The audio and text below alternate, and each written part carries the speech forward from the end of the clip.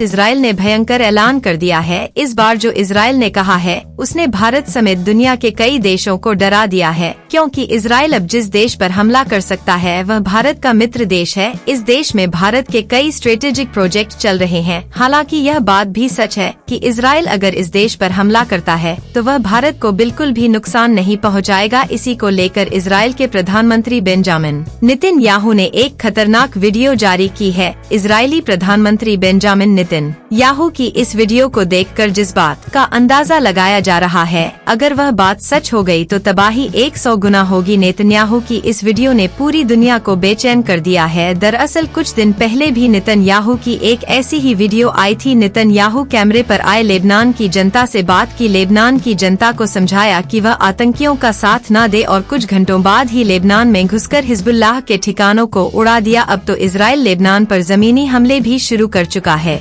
मगर Benjamin Netanyahu दोबारा कैमरे पर आए हैं। इस बार नेतन्याहू ने ईरान की जनता से बात की है। नेतन्याहू ने कहा है कि मैं आज ईरान के लोगों से सीधी बात करूंगा, बिना किसी फिल्टर के बात करूंगा और बिना किसी बिचौलिए के बात करूंगा। नेतन्याहू ने ईरान के लोगों से जो बातें कही हैं, उसे सुनकर दुनिया की रूह कांप जाएगी। नेतन्याहू का एक एक शब्द हम आपको सुनवा जाएंगे। दुनिया भर के एक्सपर्ट्स का मानना है कि इजराइल अब अपने सबसे बड़े शिकार के पीछे लग गया है। नेतन्याहू के बयान के बाद ईरान ने अपने सर्वोच्च नेता आयतुल्लाह खमना को किसी गुप्त स्थान पर छुपा दिया है, क्योंकि नेतन्याहू ने ईरान की जनता से कहा है कि मिडिल ईस्ट में ऐसी कोई जगह नहीं है जहां हम हमला नहीं कर सकते। अपने लोगों को बचाने के लिए हम दुनिया के किसी भी कोने में घुस सकते हैं। नेतन्याहू ने ईरान की जनता से कहा है कि आपका देश आपको प्रताड़ित करता है, हमारे खिलाफ भड़काऊ भाषण देता है। नेतन्याहू ने ईरान की जनता से कहा है कि आप इससे बेहतर सरकार डिजर्व करते हैं। यानी इजराइल का संदेश साफ है, ईरान पर बहुत बड़ा हमला हो सकता है। आइए अब आपको नेतन्याहू के बयान का एक एक शब्द सुनवा है। The people of Iran. I want to do so directly, without filters, without middlemen. Every day, you see a regime that subjugates you make fiery speeches about defending Lebanon, defending Gaza. Every day, their puppets are eliminated. Ask Mohammed Dev. Ask Nasrallah. There is nowhere in the Middle East Israel cannot reach.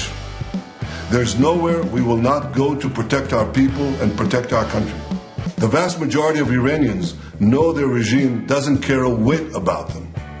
Iran ने तो अपने supreme leader Ayatollah खाम को किसी गुप्त जगह पर छुपा दिया है। इसी बीच जर्मनी ने भी बहुत बड़ा एक्शन लिया है। जर्मनी अपने देश से हजारों मुस्लिम शरणार्थियों को निकालने वाला है। जर्मनी अपने देश में आए मुस्लिम शरणार्थियों को विमानों में भर रहा है और देश से बाहर भेज रहा है। एक्सपर्ट्स का मानना है कि जर्मनी के इस एक्शन के पीछे इजराइल की एक बहुत बड़ी धमकी है। दरअसल मिडिल ईस्ट में आग की तरह फैल रही जंग के बीच जर्मनी ने ऐलान किया है कि वह अगले कुछ महीनों में धीरे धीरे करके 13,000 मुस्लिम शरणार्थियों को निकाल देगा। जर्मनी जिन शरणार्थियों को भेज रहा है वह तुर्क से आए थे। इन सभी लोगों को अब तुर्की ही भेजा जा रहा है। इसके लिए तुर्की से बात भी हो गई है। इसी कड़ी में जर्मनी ने तुर्की के 500 लोगों को भेज भी दिया है। जानकारी के लिए बता दे कि जर्मनी में इस वक्त 30 लाख से भी ज्यादा तुर्की के लोग रहते हैं। इनमें से ज्यादातर अवैध तरीके से आए शरणार्थी हैं। जर्मनी को डर सता रहा है कि तुर्की के यह शरणार्थी उसे फंसा सकते हैं, क्योंकि इजराइल ने ईरान की तरह तुर्की को भी मिट्टी में मिलाने की धमकी दी है। इजराइल ने कुछ समय पहले ही कहा था कि वह तुर्की के राष्ट्रपति एर्दोगान की हालत सद्दाम हुसैन की तरह ही करेगा। तुर्की और इजराइल में रिश्ते लगातार खराब होते जा रहे हैं। ऐसे में जर्मनी को इजराइल की वह धमकी याद आ गई जिसमें नेतन्याहू ने कहा था कि वह दुनिया के किसी भी देश में घुसकर इजराइल के दुश्मनों को उड़ा सकते हैं। हाल ही में तुर्की और दूसरे मुस्लिम देशों से आए शरणार्थियों ने जर्मनी में खूब बवाल काटा। इन सभी शरणार्थियों ने हमास के